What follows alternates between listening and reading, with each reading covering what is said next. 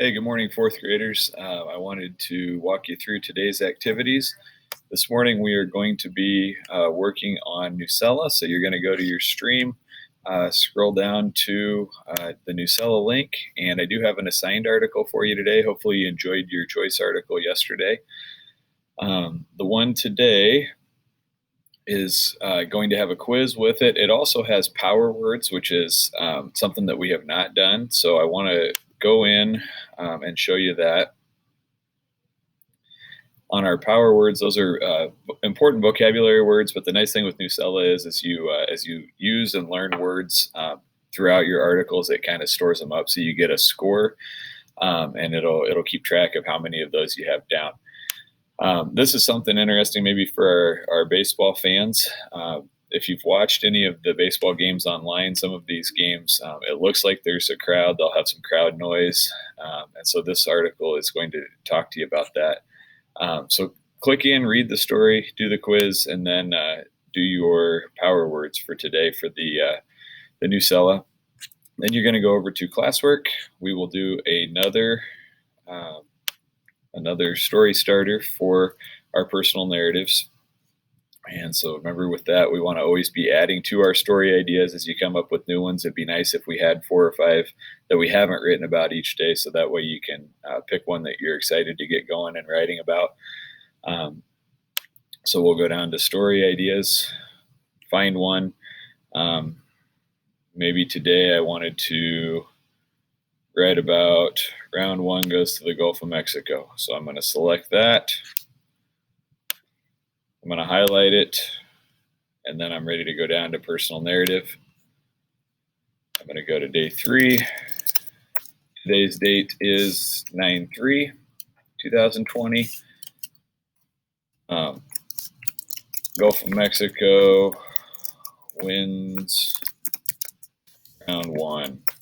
So then I would go in and write my paragraph. Remember, with these, give enough to get the reader hooked, but don't give away the ending for that. And we're shooting for about 4 to 8 sentences each day to get that story started. We will be adding on to them there with your choice articles or your choice writings here after a few weeks. So at that point, we are done with the writing. You're done with the Nucella. We have a new assignment for you today, and it's a Google Maps activity. So I'm going to open this just to show you and kind of walk you through the first part of it. We're going to go into Google Maps, so you'll actually use that link to go there. And first you're going to find your house. So you'll want to have both tabs open, but you're going to go in, find your house on Google Maps with your address, and I'll show you where to do that in just a second. If you don't know your address, you can type in 103 Matthews Drive for our school address and use that instead. That's no problem. Or if you'd rather check out the school address, you can. So over here, we'll type in the address, and you can see it starts to fill it in for you. As I had put that in, it had Gilbert as the top one, so I'm going to click that. Now, the cool thing with Google Maps, we can do a satellite view, so I'm going to click on that down here to change it to satellite view.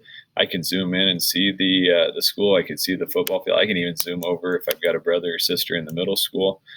Check that out. So it lets you move around. Pretty cool. If you wanted to go down, there are some streets let you do a street view, not all of them. This one, if you go down to it, you should be able to find a street view.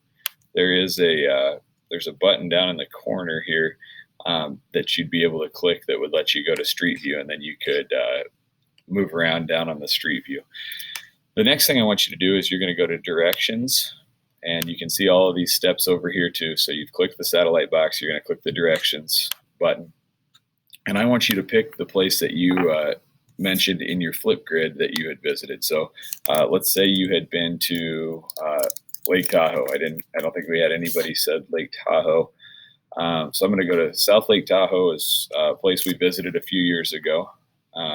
It's going to show me some information. So it shows the route that you could take.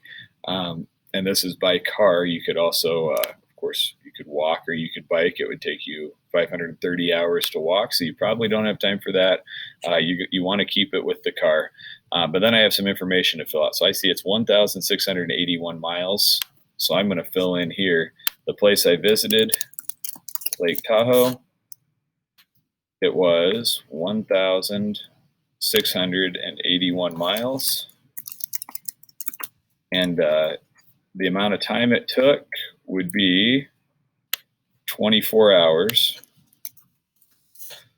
So once you've given me that information and I know you've found it, you can zoom in on your place, which I know for a lot of you is kind of fun to check out a place that maybe you haven't seen for a while, especially with the satellite view. You can see Lake Tahoe as a huge, really blue lake. And maybe I even want to go further and see if I can find the place that we stayed, so I could continue zooming in.